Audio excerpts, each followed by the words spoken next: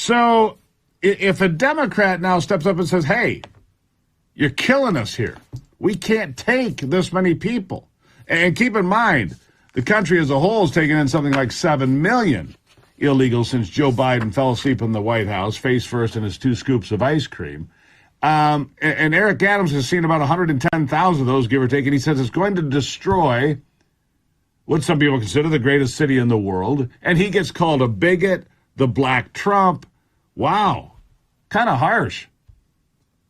It's very harsh. But, he's accurate. And so I think yeah, you're right. 110,000 people going into New York City. They're having an impact. And the response I think you've seen over the weekend from the Biden administration is we're going to come up with a plan and we're going to keep all of those people that come across the border illegally. We're going to keep them in Texas. And it's like, excuse me, why don't you just think about securing the border and not letting any more people come in the country illegally?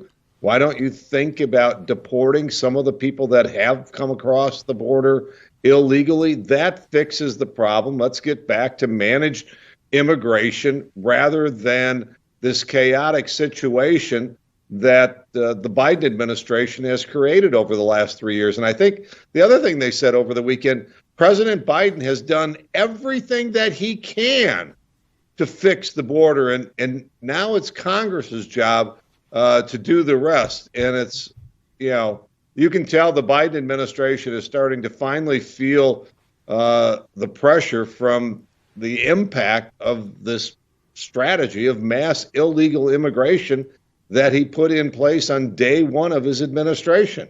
Well, it's hurting progressives, Pete, that's for sure. Whether it's New York City, where they're doing similar things in places like Chicago.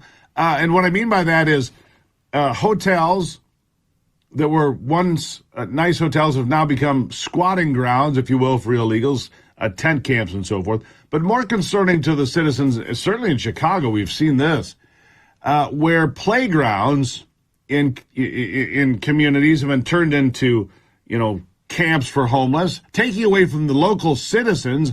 The kids can't use the campgrounds, turning schools into camps for homeless and so forth, public accommodations for these illegals and so forth.